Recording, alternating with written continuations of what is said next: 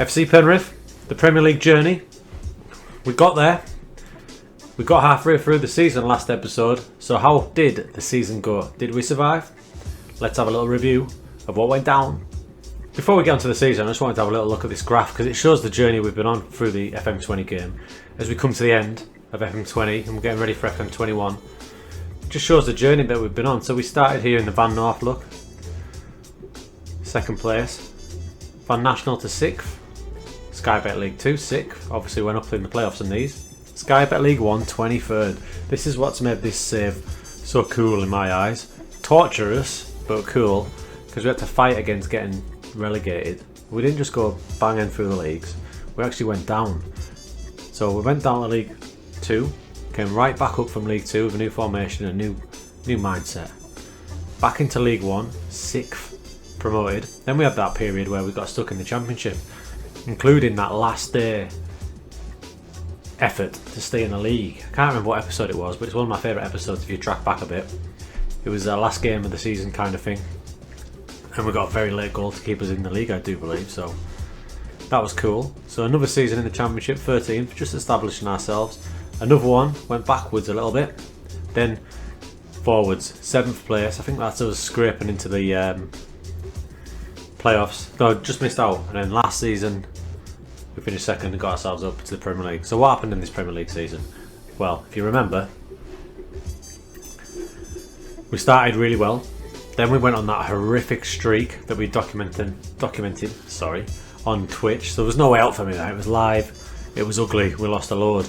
Then our last episode, we picked it up where we managed to turn it around a bit with a new formation, going back to the old school, a take on a 4-4-2, and we got the wins back. Now since then, that continued, the run continued, look at that. We picked up some valuable points here, some big 3 points against teams in and around us, some big points against the big boys, a draw against Chelsea for example, and a win against Spurs. Those were the top 2 at the time. These little wins got us enough points to keep us in the league, so we stayed in the league. We finished the season, by the way, horribly. I don't quite know why, because the actual performances were really good, but the results weren't.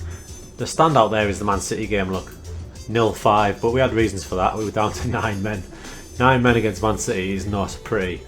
We'll have a little look at that, see what happened. But as I said, the performances were great.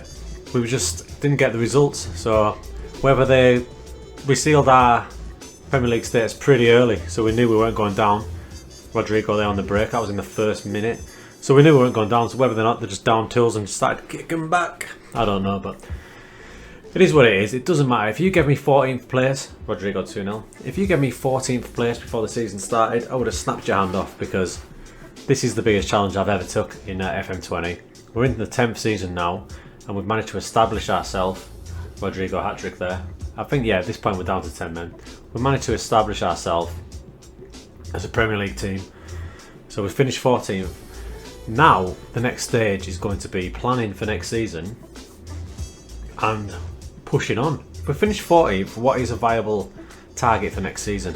For me, 10th, top 10 would be a massive achievement, but with FM21 around the corner, I want to push it a little bit further. This is going to be the last season of this save. So we're going into the last save of FC Penrith, covering it on YouTube and covering it on Twitch. I would like to see how far we can push it and potentially push us up to Europa League, and we could even dream of getting in the top 4. Now that is daft, it's silly, and it's probably going to bite me in the arse when we start playing and I'm in another relegation battle. So let's see what can happen. As long as we don't get relegated, the whole thing's a success. We've built the club from the Van North in a capacity stadium of 120. We've built it to the Premier League. Let's see how far we can go. We're excited. So what's next? What's next is transfers. Now on Twitch last week, we drew the season out and we plotted our approach. Now our approach is always the same when it comes to transfers. We take out the positions we think we need to strengthen and we leave the ones we're happy with. So they're the ones we've left that we're happy with. We're happy with Mofo, the keeper. Of course, he's a diamond. We're happy with Bellini, our left-sided centre-back. We've lost our other centre-back, who's Downey, because he's an Arsenal player. they want to play him next season. No worries. Hansman's a nice option on the left. We're going to keep a winger on the left, which leaves us needing a right-sided player. Now my DLP was Morley, who's come through the leagues with us, but he's catching up with him now. He didn't have the greatest season. We need a playmaker. We need 2 new fullbacks. And you'll notice a large gap up there. Target man. Now if you've been following the save, we brought back the legend to play and get us out of the dirt. And there he is. Big Nerf finished the season with 12 goals in the Premier League, 13 goals overall, taking his running tally for the club to 157 goals in 329 games. However, Big Nerf has just dropped a bombshell on us all, saying that he's retiring in a month's time. Nerf's going, 34 years old. The legend is calling it a day. I have asked him to reconsider and stay on for a season. Whether he does or not, I don't think so. But either way, if he does or he doesn't, we need another player to fill his boots. So we're going to be looking for a young, up-and-coming target man. Ideally, Nerf will stay and come off the bench and do a bit of mentoring. But if he doesn't, that's the main position we need to find. Now, these options on the bench, I'm well happy with. They can stay. They'll be staying on the bench. You can't see some of them because of my big fat head. But the bench is full. So what that tells me is, squad-wise, I'm happy. What I need is 1, 2, 3, 4, 5, 6 players capable of starting in the Premier League, and not just starting in the Premier League. My new stupid ass targets, excuse me, of a top half Europa Champions League finish. These players are going to have to be high class. There is some good news on that though.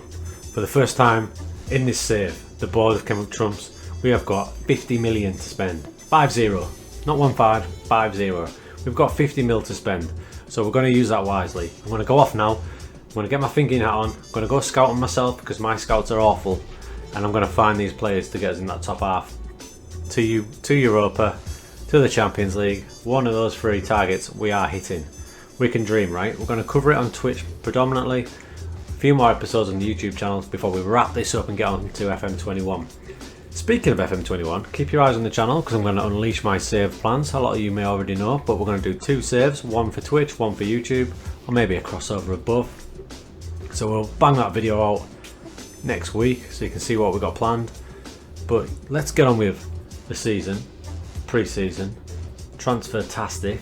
We need to find some quality players. We're in the year 2031, so you can't do it off name rep.